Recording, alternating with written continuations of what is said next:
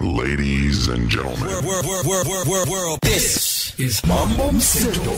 Call me Willy Tuva. Radio Citizen Mseto. #1. Alright, mambo vipi? Mambo Mseto kama kawaida. Mseto East Africa, representing straight kutoka kuitwaje hapa by the way?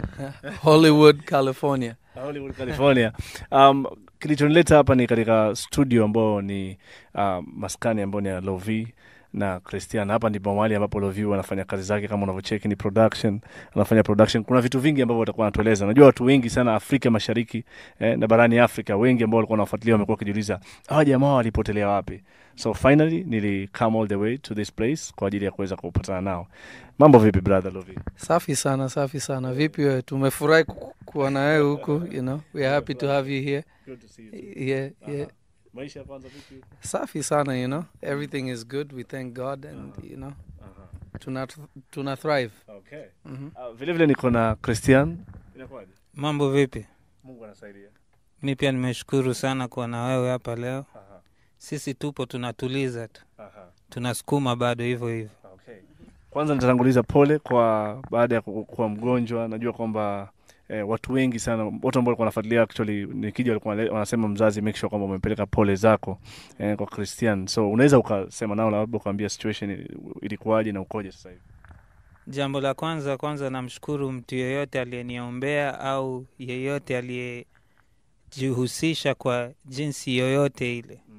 Nimeshukuru sana na sasa hivi nimerudi, nipo tayari tena. Nawashukuruni. Ilikuwaje mpaka mkapenya mpaka kufika nini? Kwa sababu watu wamekuwa wakisikia tu story jamaa alienda pale bwana wakaamua tu kustay Marekani. Inakuwa vizuri sana labda watu waweze kufahamu jinsi ambavyo mliweza kuamua kuja kukaa Marekani. I mean, kwanza unaona tulikuwa si tumesafiri sana, unaona, si tumekuwa na, unajua familia yetu, baba yetu amesafiri sana. Si hata unajua sisi wazaliwa Kenya lakini si wa Kenya kabisa, but sisi tunajiconsider wa Kenya kwa jitu tumezaliwa Kenya, lakini tumesafiri sana, tumetua sana. So mara mwisho tulivyokuja hapa tukarudi nyumbani, alafu mimi nikaamua kuja, alafu nikakaa, alafu Christian akafata.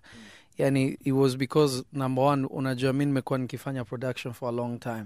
Umeona kama nyimbo yetu ile Piga Makofi nilifanya na Mike Black, alafu nyimbo zetu nyingi zenye tulifanya na Ogopa DJs ilikuwa yani my idea, naanza nampatia Lucas, zingine yeye mwenyewe anatengeneza. So ilikuwa passion kwenda sehemu kujichallenge na kufanya something more, unaona.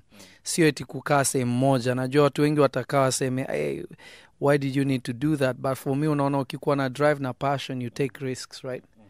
That's you know, that was really the purpose. Okay. So what risks did you take?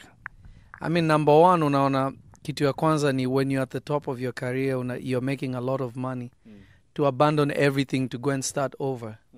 It's not easy, unaona.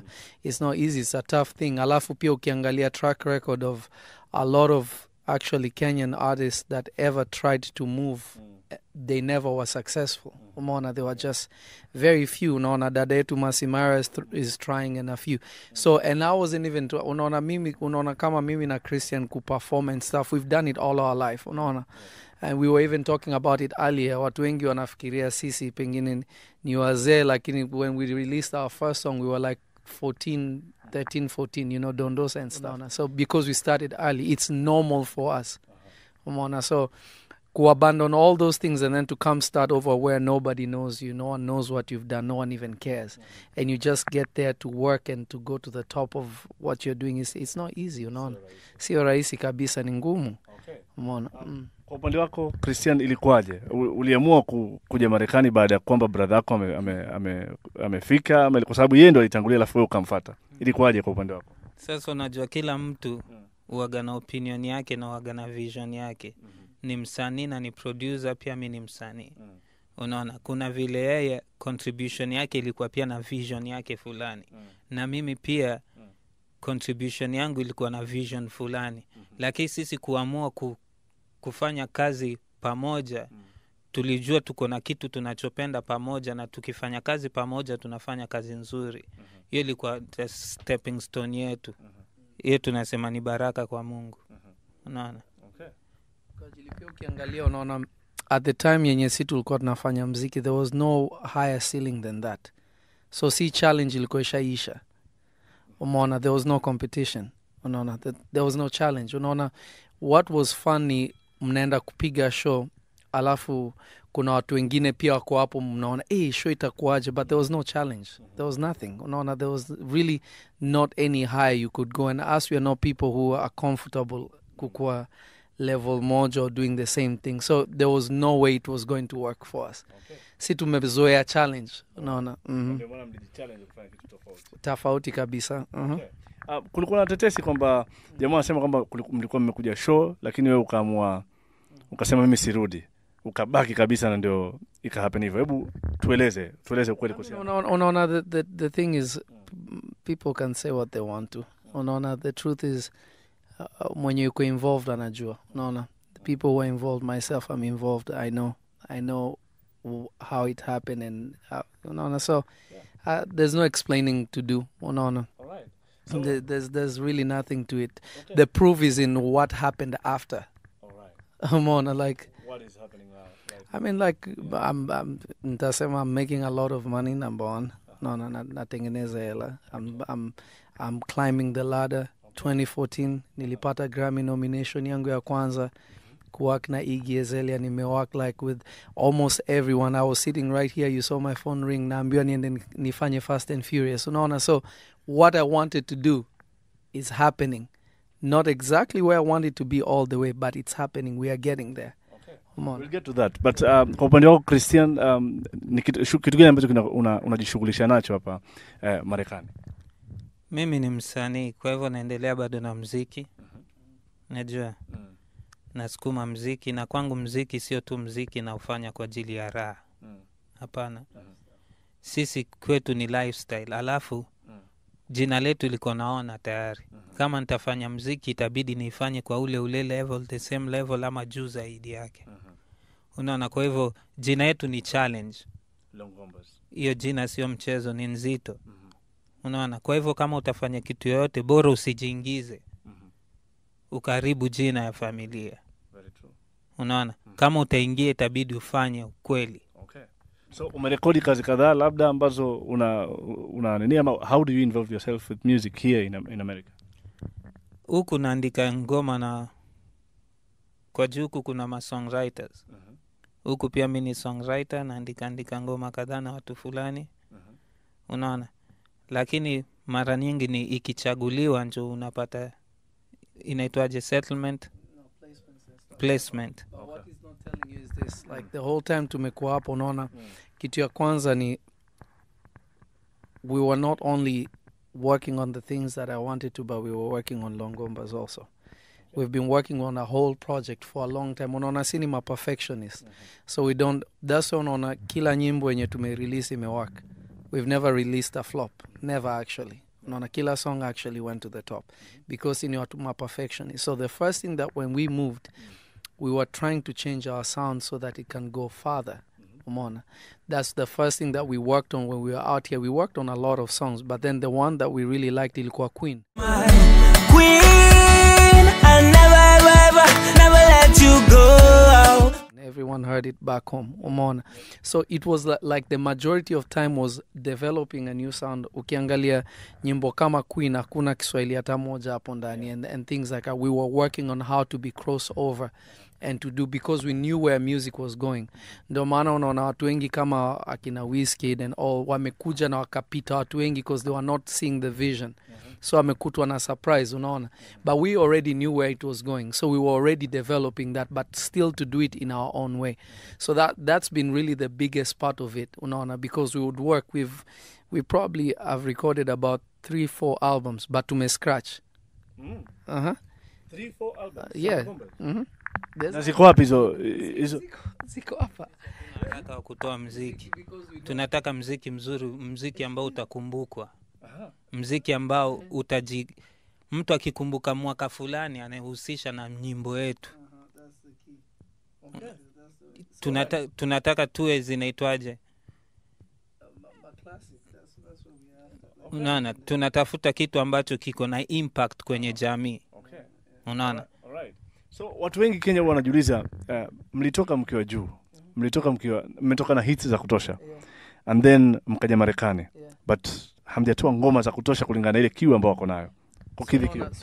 How will you explain that? I mean, it's simple. Good things come to those who wait. Unaona, so kufanya kitu nzuri, unaona, like number one, it's never happened in Kenya where msanii ayuko nyumbani lakini bado anatoa hit inafanya kazi nyumbani. We did that. You know, unaona, we did that. You know, so good things, we know what to do to make music that works. Si kwetu, like, you have to understand, for us music ni si kitu tulifanya fame, so now we are chasing no, us we did music because this is how actually Longomba started the group. Mimi nilikuwa nimetoka shule nimekaa, Christian amekuja akasema unajua nini, we need to write songs. There's this song I'm writing, Dondosa. I was like, oh really? Okay, cool.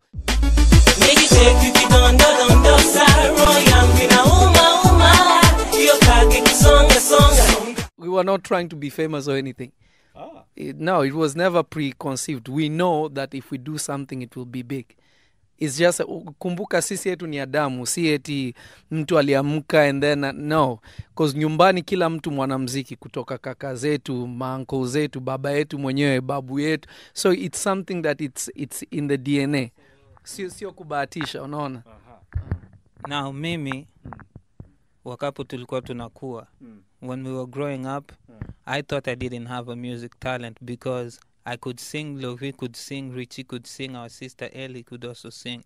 And my dad could sing, my mom could sing too, but you know, she never sang a lot, you know, so I never felt like I had something unique because whatever I'd sing, probably Lovi would sing it better, you know, but I didn't know we were a gifted home. But outside, people looked at me like, whoa, you're that good, oh my God. But home, they're calling me the doctor. Oh, really? They're saying I was going to grow up to be a doctor. Because I was all calm and all that. Okay. He, from the time he was a little boy, we called him Shabarangs. He would do the maligili big voice thing, and he was a small skinny boy, you know, so it was in him already. Okay. So, I mean, for us it was like, unaona kama sisi mziki, baba yetu hakutaka sana tufanye mziki what we call secular music. Kwa jisi tumetoka kwenye nyumba ya watu wanaomba sana, unaona. Alafu, so we did a lot of music in church. I started playing drums nikikuwa na miaka kama 7 hivi sijui. Like I was already playing in church, unaona. And so skill ya music tulisharpen sana. Christian sang in choir. Actually, funny enough is I sang more than Christian. People know me kurap. Rap zangu zote Christian aliandika. Na kuimba zote za Christian ambao wrote. Because it's actually vice versa, unaona. So it's like, it's very kojili. Not that we can't do it on our own. We can't. We can, but we know each other better. So I know what my strength is. I know what his strength is. So si mziki atuk, we never did it because we are trying to be anything. That's just what we know how to do. Umeona, si eti kitu we need to study. That's just what we do. Okay. Kwa mtu asiyejua, labda unaweza mkaambia Awilo Longomba. C'est la techno succumbed. Awilo Longomba, le propriétaire de tous les dossiers. Unamuitaje? Ama nyinyi mnamuitaje? Uncle. Ni uncle yako. Amewa influence vipi katika muziki wenu, labda Christian? Okay. Sasa kitu nitasema kuhusu Awilo Longomba ni hivi, muziki wake na wasanii wengine wa Kongo ni tofauti. Unaona? What makes it different? Yake ni, how does it call it? Awilo unaona Africa, this is actually generally Africa, except very few people that I forget a few people's name, but these are really famous people, like legendaries in Africa. But when it comes to rumba music, he was the first guy to make programmed music with guitars, and it worked. Which he called techno sukus. That was his own style. No one ever did that. Usually invent. Unaona kila mziki ya Kizaire na inayo bendi mzima. He was the only guy who didn't have a band that actually went kwa studio, ameprogram drums, akeka guitars, and it worked. Umeona mziki zake zilikuwa 3 minutes, but ukiangalia mziki zote za Congo, He So arranging, he's good at arranging too. Okay. You So know? amechangia vipi katika muziki wenu? Is there anything that you credit him for? Actually, in our family, we don't consider him a singer. He will tell you himself, I'm not a singer. We know he's a drummer. Ile kuimba ni ile tu talent imezidi. So kwa imbaji wa familia, he's not even considered. But he's a superstar and he's really good at what he does. Ukiona mziki yake ni mostly chants. That's why unaona mziki zake mingi ni hype. Because he knows his strength is not singing. You know, ni chant man. Ile kwa Lingala tunaita Ye ni mtu wa dancehall. Ye si reggae. Yes, reggae si mwimbaji. Si mwimbaji. Reggae ni mwimbaji. Ye ni chant. Umeona zake zote ni hivyo because he knows that he can sing but si ati mwimbaji ati ile kuimba kabisa. He will tell you that himself. Umeona. So in the family actually alisurprise watu wengi. People knew that he could sing, but he was more of a drummer. He played for Papa Wemba, he played for Alus Mabe, he played for a lot, Yondo Sister, a lot of these people. If you watch his interviews, he even talks about it. Umeona, but nile, umeona si tuko na damu, not only ya muziki, but damu ya master. So if you involve yourself with music, you will succeed, period. Kwa jini talent ya family. Unaona, kuna watu kwao ni mathematician, kuna watu wengine madaktari, kuna watu wengine. So for us, the difference was, for us is the music. Umeona. Alright. Tukija katika issue ya muziki, kuna wakati fulani mlikuwa mmefanya kazi na Awilo. Tell us about this. I mean, this wanajua ni uncle. So for us, number one, we never wanted, ulikuwa naongea about influencing. He didn't influence us in sense of music because heritage yetu ya muziki is very rich. That's why our music never sounded like him. We never did anything like him. We never even did anything like our father. Even though our father influenced us in the sense that he was such an amazing singer, he was so talented, he was such a hard worker. Work ethic, yes, but musically, Awilo never really influenced us because we did something different from what he's doing. Umeona, tuko na like heritage, huge heritage ya music. Umeona, so it wasn't like, oh, that one person, because everyone was big and everyone was famous. Umeona. They were basically sources of our motivation. Yeah, like my uncle did, I can. My dad did, I can. My grandpa did, I can. All right. So the question is, Longombas sasa kama nyinyi, unajua mnapendwa sana, mnakubalika Kenya sana. Ili kundi kama wasanii bado mpo, mtazidi kufanya kazi pamoja ama what's going on? Of course, like I just told you, like we were supposed to, when we did Queen and we released it, we were actually supposed to the album that we were happy with was actually ready. You know, I even told you we'll play you some stuff, but what happened is when Christian got sick, Umona, so it derailed and threw everything off because we didn't like, it was really like, it was a very serious thing that the operation was actually, the doctors made me and my brother Richie sign papers this big because it was actually like, all right, either he will make it or not. We don't know. That when Christian Ali actually peleko hospitali, they had to call specialists because this was like not a normal thing. It was not seen, especially with somebody his age.